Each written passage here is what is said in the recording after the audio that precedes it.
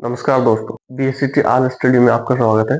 मैं हूं विकास बाबू। आज हम लेकर आए हैं जनरल साइंस की सबसे इम्पोर्टेंट क्लास, जिसमें होम गार्ड 2025 में 10-12 क्वेश्चन जरूर आने वाले हैं दोस्तों। आज हम फिजिक्स, केमिस्ट्री और बायोलॉजी की तीनों यादगार क्लास करने वाले हैं दोस्तों। तो चलिए दोस्तों, शुरू करते हैं अपनी क्लास को। यूपी होमगार्ड 2025 में जो हम पढ़ने वाले हैं फिजिक्स को, पहले शुरुआत में फिजिक्स को पढ़ने वाले हैं भौतिक विज्ञान में। परिभाषा में क्या कहता है?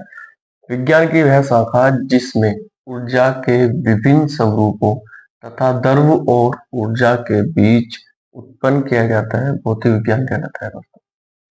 सुनना है दोस्तों? जिस इकाई में भौतिक राशि मापी जाती है उसे क्या कहते हैं? मात्रक कहते हैं। मात्रक आप सभी जानते हैं। तो कुछ इंपोर्टेंट मात्रकों के क्वेश्चन ले लेते हैं दोस्तों। क्वेश्चन नंबर 1, कार्य का मात्रक क्या कहलाता है? जूल। क्वेश्चन नंबर 2, प्रकाश वर्ष किसकी इकाई है? दूरी की है। क्वेश्चन नंबर 3, बल की एसआई यूनिट क्या होती है? न्यूटन। ठीक है दोस्तों, आगे बढ़ते हैं। क्वेश्चन नंबर 4, पारसेक किसकी इकाई है? दूरी की इकाई है। क्वेश्चन नंबर 5, ल्यूमेन किसका मात्रक है? ज्योति फ्लक्स का मात्रक ल्यूमेन है। ठीक है दोस्तों। क्वेश्चन नंबर 6, पास्कल किसकी इकाई है? दाब की इकाई है। क्वेश्चन नंबर 7, कैंडेला का मात्रक क्या है? ज्योति तीव्रता। क्वेश्चन नंबर 8, ऊर्जा की इकाई जूल है, यानी ऊर्जा का मात्रक क्या है? जूल है। ठीक है दोस्तों, ये हमारा बल कार्य का मात्रक भी जूल होता है और ऊर्जा का मात्रक भी जूल होता है, तो आपको ये बात ध्यान रखनी है। आगे बढ़ते हैं दोस्तों। तो दोस्तों और क्वेश्चन देखते हैं। क्वेश्चन नंबर 1, मात्रकों की अंतरराष्ट्रीय पद्धति कब लागू हुई थी? 1971 में लागू हुई थी दोस्तों। क्वेश्चन नंबर 10, हर्ट्ज को मापने की यूनिट क्या है? तरंगों की आवृत्ति। ठीक है दोस्तों। क्वेश्चन नंबर 11, विद्युत धारा का मात्रक क्या है? एम्पियर। क्वेश्चन नंबर 12, एसआई पद्धति में लेंस की शक्ति को इकाई क्या होती है? डायोप्टर। डायोप्टर में नापते हैं लेंस की शक्ति को। क्वेश्चन नंबर 13, डेसिबल से क्या नापने का प्रयोग में लाया जाता है? डेसिबल को क्या लाया जाता है? वातावरण में जो ध्वनि है ना, वो नापे जाते हैं डेसिबल से दोस्तों। क्वेश्चन नंबर 14, एम्पियर क्या नापने की इकाई है? करंट। यंग प्रत्यास्थता गुणांक का ऐसे मात्रक क्या है? न्यूटन प्रति मीटर स्क्वायर होता है यंग प्रत्यास्थता का गुणांक का मात्रक। ठीक है दोस्तों। तो दोस्तों अब चलते हैं, देखते हैं रसायन विज्ञान के बारे में थोड़ा सा, बड़ी आसान भाषा में। रसायन विज्ञान विज्ञान की वह शाखा जिसके अंतर्गत पदार्थों के गुण होते हैं, संगठन बनते हैं और संरचना भी होती है, उपयोग तथा उसमें होने वाले परिवर्तन का अध्ययन किया जाता है, उसे क्या कहते हैं? रसायन विज्ञान कहते हैं दोस्तों। अब लेवाक्सियर जो हो रसायन विज्ञान का क्या कहलाता है? जनक कहलाता है लेवाक्सियर। बहुत इंपोर्टेंट है क्वेश्चन, क्वेश्चन में आएगा रसायन विज्ञान का जनक की जगह आ जाता है लेवाक्सियर को। ठीक है दोस्तों। अब पदार्थ के बारे में पढ़ते हैं। पदार्थ क्या होता है? हमारे ब्रह्मांड में अनेक प्रकार के पदार्थ घूमते रहते हैं या बना हुआ है। ठीक है दोस्तों। तो इन पदार्थों में जैसे ठोस भी होते हैं, द्रव भी होते हैं और गैस भी होते हैं। कुछ को हम तत्व कहते हैं उनमें से। ठीक है दोस्तों। कुछ को हम यौगिक कह दें और कुछ को हम मिश्रण कह दें। ब्रह्मांड में जो पदार्थ पाए गए कैसे? तत्व क्या होता है? ऐसा शुद्ध पदार्थ जो केवल एक ही प्रकार के परमाणुओं से मिलकर बना है, तत्व कहलाता है। ठीक है दोस्तों। जो एक ही प्रकार के परमाणु से मिलकर बना हो उसे क्या कहते हैं हम दोस्तों? तत्व कहते हैं। अब यौगिक पढ़ते हैं। यौगिक जब दो या दो से अधिक अलग अलग तत्व, अलग अलग, एक जैसे नहीं, अलग अलग तत्व आपस में मिलकर एक नया पदार्थ बनाते हैं, उसे क्या कहते हैं? यौगिक कहते हैं दोस्तों। जैसे पानी, पानी में हाइड्रोजन और ऑक्सीजन होता है, तो H2O। ठीक है दोस्तों। तो यौगिक का फार्मूला कहता है तत्व और तत्व अगर मिलेंगे तो क्या बनेगा? यौगिक बनेगा।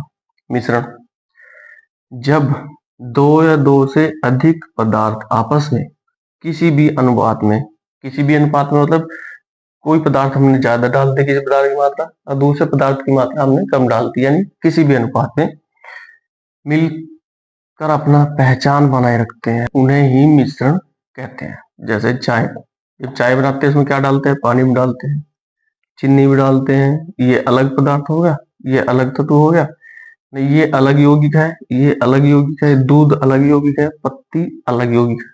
तो जब सारे अलग अलग अपनी मात्रा में अलग अलग अनुपात में डलते हैं तो क्या बनता है, मिश्रण बनता है। जैसे चाय, एग्जाम्पल एग्जाम्पल चाय, हवा, हवा में गैसों का बहुत ज्यादा मिश्रण है। तो दोस्तों देखते हैं कुछ इसके इंपोर्टेंट क्वेश्चन, देखते हैं रासायनिक विज्ञान के। ठीक है, क्वेश्चन नंबर 1, पानी का रासायनिक सूत्र क्या है, H2O। ठीक है दोस्तों, नमक का फार्मूला वो है NaCl। आप सभी को ध्यान रखनी है दोस्तों बात। क्वेश्चन नंबर 3, CNG का मुख्य घटक क्या है, मीथेन है। क्वेश्चन नंबर 4, सबसे हल्की गैस कौन सी है, हाइड्रोजन, जो H से प्रदर्शित की जाती है दोस्तों। क्वेश्चन नंबर 5, LPG किससे बनी होती है, ब्यूटेन प्लस प्रोपेन से मिलकर बनी होती है क्या, LPG गैस। क्वेश्चन नंबर 6, एक प्रकार का परमाणु मिलकर बनता है, क्या बनता है, अगर एक ही प्रकार के मिलकर परमाणु बने तो तत्व बनता है। अगर दो या दो से अधिक तत्व मिलते हैं तो क्या बनता है, यौगिक बनता है। मैंने आपको परिभाषा में समझाया था। क्वेश्चन नंबर 8, दो या दो से अधिक किसी भी अनुपात में मिले पदार्थों को क्या कहलाते हैं, मिश्रण। जैसे चीनी होगी, शरबत हो गया और चाय होगी, एग्जाम्पल फॉर। क्वेश्चन नंबर 9, ऐसा कौन सा पदार्थ है जो तीनों अवस्था में रह सकता है, H2O। ठीक है, H2O मतलब पानी यानी जल। जल क्या है, तीन अवस्था में रह सकते हैं, जैसे ठोस में, द्रव में, गैस में। ठोस में जब उसे जमा देंगे बर्फ, वो ठोस में हो जाएगा। और द्रव नॉर्मल पानी है ही। और गैस जब भाप बन के उठता है तो क्या, गैस में बदल जाता है। तो ऐसी कौन सा पदार्थ है जो तीनों अवस्था में बदल जाता है, पानी, H2O। तो दोस्तों अब हम देखते हैं जीव विज्ञान के बारे में दोस्तों। तो जीव विज्ञान के बारे में देखते हैं, परिभाषा क्या हो सकती है इसकी। देखो, जीव विज्ञान वह विज्ञान है दोस्तों जिसमें जीवों और जीवन से जुड़ी सभी प्रक्रियाओं का अध्ययन किया जाता है। जीव और उसके जीवन से जुड़ी सभी प्रक्रियाओं के बारे में इसमें जीव विज्ञान में बताया जाता है दोस्तों। तो जीव विज्ञान का जनक कहा जाता है अरस्तु को, बहुत इंपोर्टेंट है। तो अब इसके हम देखते हैं कुछ इंपोर्टेंट क्वेश्चन। जैसे मानव शरीर में सबसे बड़ी हड्डी कौन सी होती है, फीमर। ठीक है, जो हमारी लेग्स में होती है, टांग में होती है, फीमर। मानव शरीर की सबसे छोटी हड्डी कौन सी होती है, अस्टेपिस, जो कहाँ पाई जाती है, कान में पाई जाती है, अस्टेपिस। मानव शरीर में सबसे बड़ी ग्रंथि कौन सी होती है, यकृत यानी लीवर। ठीक है दोस्तों, मानव शरीर में अंतस्रावी ग्रंथि कौन सी होती है, जो मतलब अंदर अंदर बॉडी के अंदर ही कुछ स्राव करती है, ग्रंथि कौन सी होती है, वह थायराइड। मानव शरीर की सबसे बड़ी कोशिका कौन सी होती है, न्यूरॉन्स। ठीक है दोस्तों, सबसे बड़ी कोशिका न्यूरॉन्स होती है। तो देखते हैं दोस्तों, आगे बढ़ते हैं, बने रहिए वीडियो में। तो दोस्तों देखते हैं आगे। क्वेश्चन नंबर 6, मानव शरीर का सबसे बड़ा अंग कौन सा होता है, त्वचा। मानव शरीर का सबसे व्यस्त अंग कौन सा होता है, यानी सबसे बिजी अंग जो है हमारे शरीर का, वो कौन सा है, दिल यानी हृदय। ठीक है दोस्तों, मानव शरीर में रक्त का जो आयतन है कि हमारे शरीर में कितना खून या रक्त होना चाहिए, कितना रक्त होना चाहिए, वो है 5 से 6 लीटर रक्त होना चाहिए। मानव शरीर का सामान्य रक्तचाप यानी बीपी, नॉर्मल भाषा में ब्लड प्रेशर, ब्लड प्रेशर को क्या कहते हैं, रक्तचाप, तो कितना होना चाहिए, 120/80 mm/Hz। मतलब 120 क्या, खून को दिल से जाने की गति को 120 और जो वापसी आने की गति को दिल में, वो क्या कहते हैं, 80। ठीक है, होता है। क्वेश्चन नंबर 10, आरबीसी सेल का जीवन काल कितना होता है दोस्तों, 120 दिन होता है। क्वेश्चन नंबर 11, डब्ल्यूबीसी का जीवन काल कितना होता है। व्हाइट ब्लड सेल का जीवन काल कितना होता है, 2 से 5 दिन के अंदर होता है। ठीक है, क्वेश्चन नंबर 12, मानव मस्तिष्क का भार कितना होता है, 1400 ग्राम होता है। ठीक है दोस्तों, तो दोस्तों आज की क्लास में हमने भौतिक विज्ञान, रसायन विज्ञान और जीव विज्ञान के बारे में बड़े आसान तरीके से और एग्जाम ओरिएंटेड क्वेश्चन भी करे और एग्जाम ओरिएंटेड रिवीजन भी किया है दोस्तों। अगर दोस्तों आपको वीडियो अच्छी लगी हो तो लाइक, शेयर और कमेंट जरूर करें ताकि यूपी होमगार्ड की पूरी क्लासेस आपको मिलती रहे दोस्तों।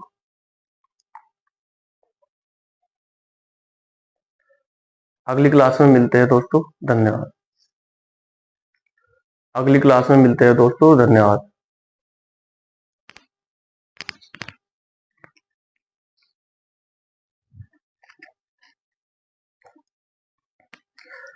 अगली क्लास में मिलते हैं दोस्तों, धन्यवाद दोस्तों।